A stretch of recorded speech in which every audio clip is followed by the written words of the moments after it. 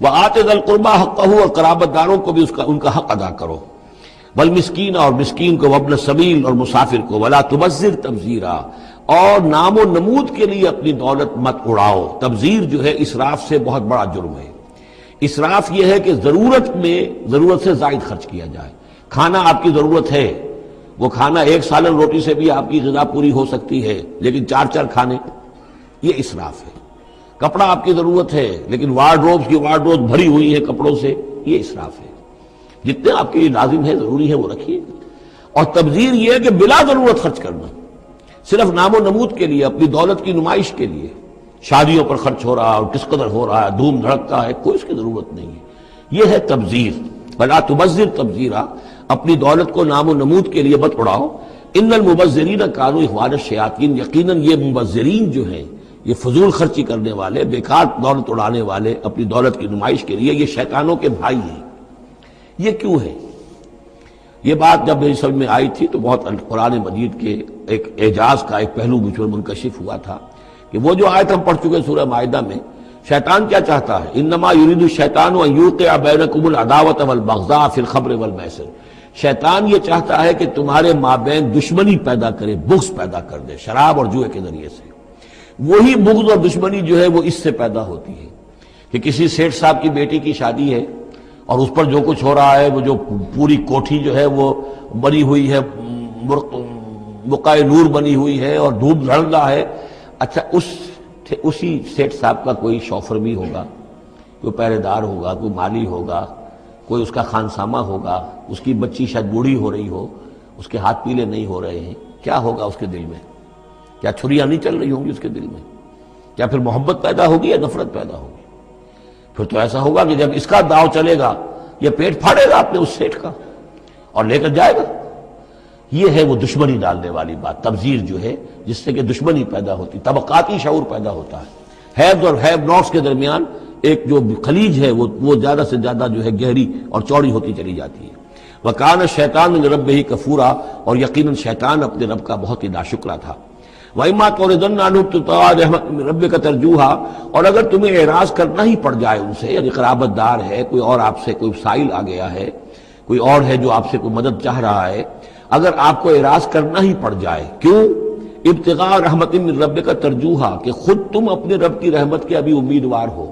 یعنی اس وقت تمہارے پاس کچھ نہیں ہے، تم بھی امید میں ہو کہ اللہ تعالیٰ تمہیں بھی نواز دے، تمہارے پاس کچھ نہیں ہے، تو اگر اپنے قرابت داروں سے یا ان سے اعراض کرنا پڑ رہا ہے، فَقُلْ لَهُمْ قَوْلًا مَيْسُورًا، تو بات ان سے وہ کرو کہ جو بڑی نرم ہو، شرافت کے ساتھ، انہیں جھڑکو نہیں۔ وَلَا تَجْعَلْ يَدَكَ مَغْلُولَةً إِلَىٰ عُنُقِكَ، اور نہ تو اپنے ہاتھ کو باندھ لو اپنی گردن کے ساتھ، یہ اصل میں کنایا ہے، استعارہ ہے بخل سے، کہ ہاتھ بندھا ہوا ہے، اس ہاتھ سے کچھ نکل ہی نہیں سکتا، کسی کو کچھ خیر جو ہے وہ مل ہی نہیں سکتا۔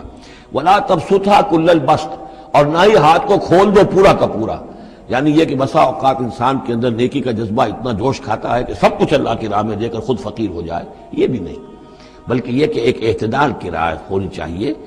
فَتَقْعُدَ مَلُومًا مَحْسُورًا، ایک وقت میں جذبات کے رو میں آ کر تو یہ سب کچھ کر بیٹھے، اور بعد میں تم جو ہے بیٹھے رہو گے الزام کھائے ہوئے اور ہارے ہوئے، اور پھر ہو سکتا ہے کہ الٹا یہ خیال ہو کہ کیا حماقت میں کر بیٹھا، مجھے جو ہے ذرا اس میں اعتدال کی روش اختیار کرنی چاہیے تھی۔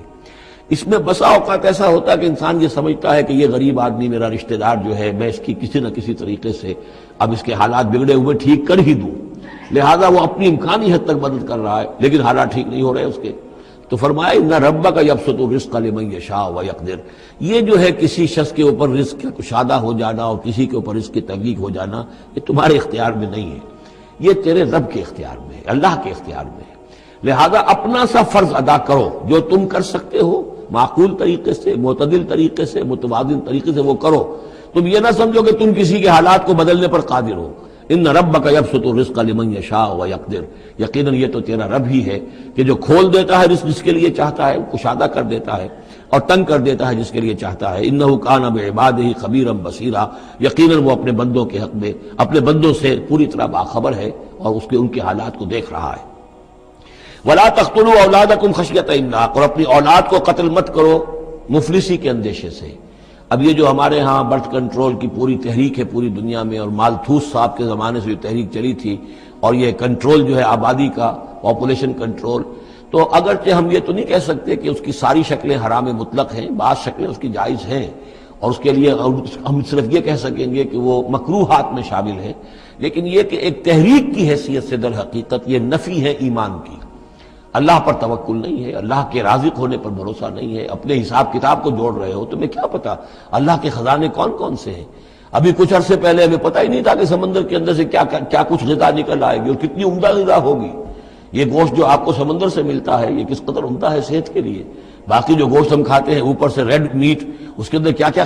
ہیزرڈز ہیں اور کیا کیا خرابیاں ہماری صحت کے لیے، اور یہ جو ہے جو ہمیں ملتا ہے سمندر سے یہ کس قدر عمدہ ہے، لحمن طریہ جو ہم پڑھ چکے ہیں، تو معلوم نہیں تھا۔ اسی اعتبار سے جان لیجئے کہ تم اپنی اولاد کو قتل نہ کرو، اگرچہ جو بھی یعنی یوں سمجھیے کہ کنٹراسیپٹیو میتھڈ جو ہیں اس کے اوپر قتل کا اطلاق تو نہیں ہوگا، البتہ یہ کہ اگر باقاعدہ ایبارشن ہوتی ہے تو وہ تو یقیناً قتل ہی کے زد میں آئے گی۔